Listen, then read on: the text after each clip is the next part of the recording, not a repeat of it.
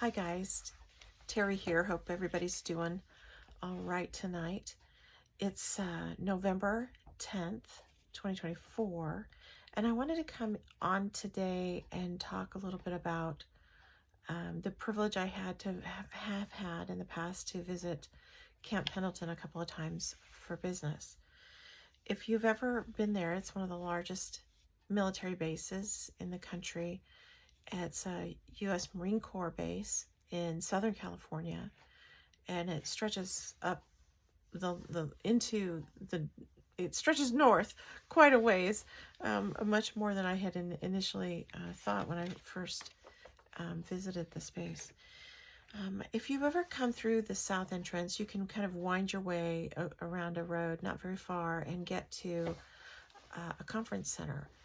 And in front of that conference center is a statue of a Marine war veteran. That Marine war veteran is from the Korean War. That Korean War veteran is a staff sergeant, was a staff sergeant, and that staff sergeant was a female Marine. That female Marine was awarded 2 Purple Hearts, as well as a total of 9 different awards in all. A couple of those awards were multiples. And that decorated Marine war veteran was a horse. That horse's name was Staff Sergeant Reckless. She was named not for her behavior, a reckless behavior, but because she supplied ammunition to the troops, the Marines, that were using reckless rifles in the Korean War. And oddly enough, coincidentally, the Marine Corps is 249 years old today. Completely by coincidence, I'd been thinking about doing this video a couple of days ago, and then as I was kind of beefing up on my quotes for Sergeant Reckless, I came across that fun fact.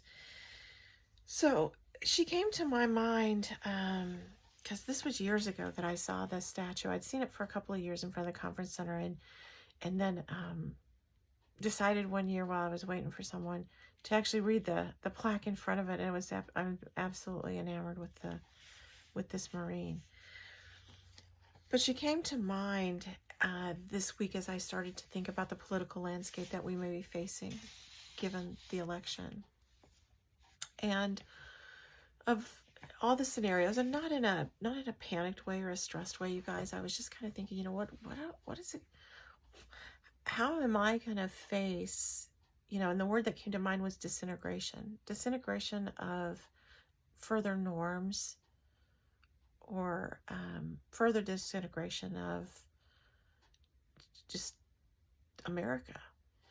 And what is my posture going to look like in the face of something that is going to, like right now, might seem ghastly? And I'm not talking about this to make anybody afraid. I think that we're all kind of wondering what's ahead, and it could look pretty bad. Who knows? We got to wait until we get there. But there's something about thinking, how am I going to face this just disintegration of America in parts and pieces, whatever it's going to look like. And I know that one of the thoughts I have is I know that we're going to take losses before we have a win, before we win this. And, honestly, we can't say that we're going to win it. I believe we will. I really do. And there's a number of reasons why I believe that.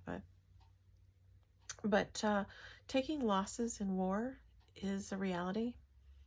And I just wanted to prepare myself for facing the losses and not getting just what my posture is going to be when those losses come.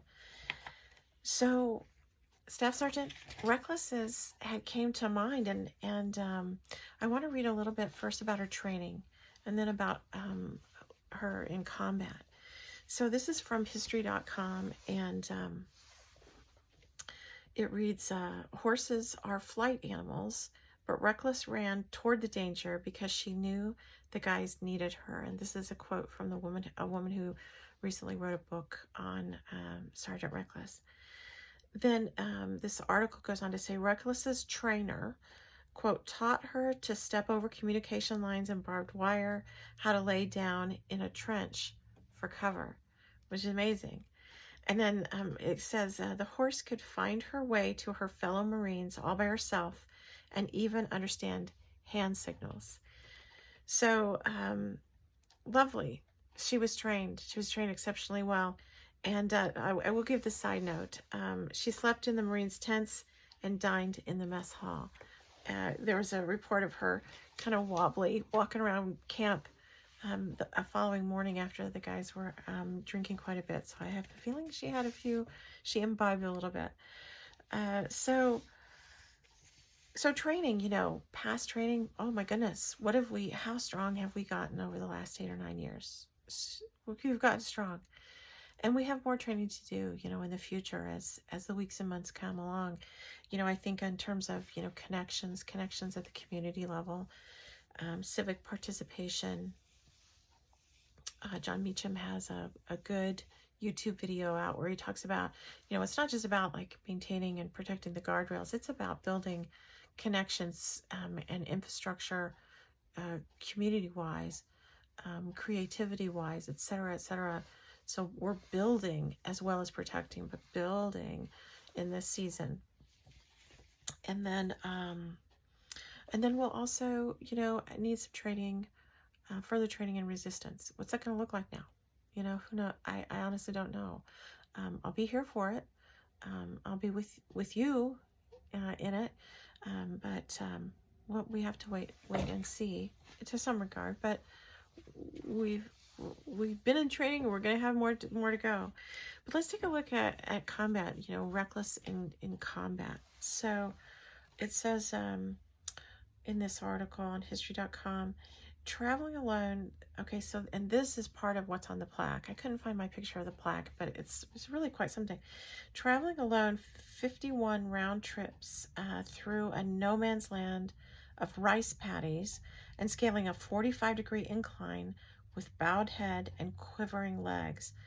The solitary figure fought the natural instinct to flee and relied on training and fortitude to deliver nearly 9,000 back-breaking pounds of ammunition from the supply point to the gun teams.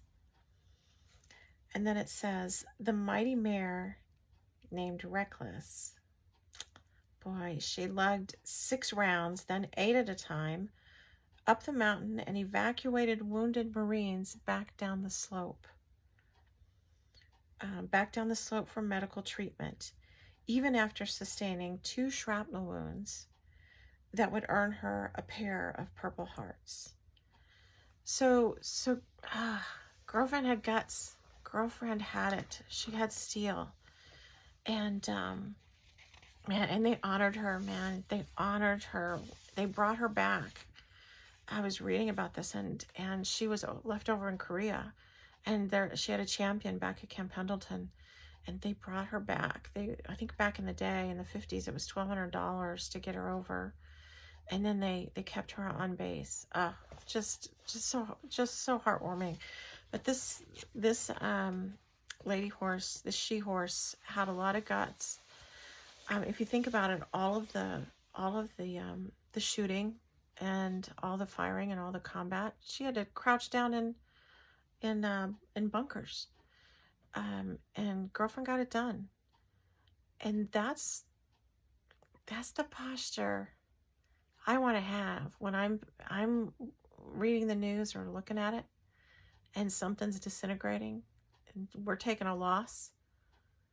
This is the posture I want to have. I want to be able to still run my routes, do my thing, even though there's a lot of bullets flying. So I think we can be encouraged by her and her legacy. Oh my goodness, I'm just really touched by this. So think about that. Keep her in mind. We're going to need her. We're going to need her example. And it's a solid example. So we're in good hands when we have Reckless in our hearts, I believe. So guys, that's it for today. Let's take care of ourselves out there. And we'll see you next time. Bye-bye.